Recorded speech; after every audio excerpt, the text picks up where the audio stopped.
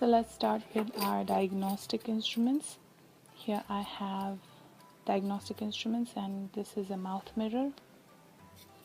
Then we have some explorers or probes, and this is a straight explorer or straight probe.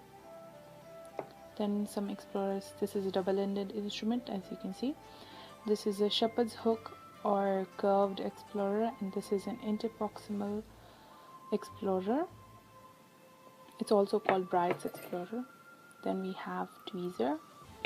We also have some periodontal probes, and this particular one is a Williams periodontal probe. As you can see, some markings. So these were our diagnostic instruments. Now let's move on to hand cutting instruments. Let's start with chisel. This is a straight chisel. Then we have enamel hatchet. Enamel hatchet, as you can see, this is also a double-ended one.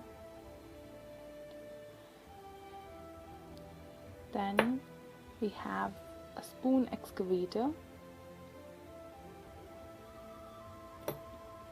Then we have a discoid cleavage instrument. This is a disc-shaped discoid and claw-shaped cleoid instrument. Then we have GMTs. GMTs are curved.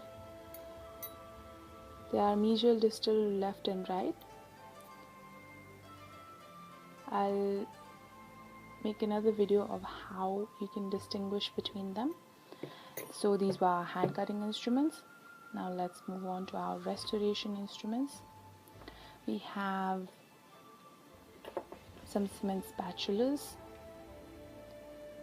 This is a stainless steel cement spatula, and this is an agate spatula. We also have a cement carrier. It has two ends. One is kind of flat and the other one is sort of cylindrical. Then we have some condensers. These are parallelogram condensers, and this is a round condenser, cylindrical, pardon me. This is a cylindrical condenser. These are serrated. There are also non-serrated variety available. Then we have some carvers.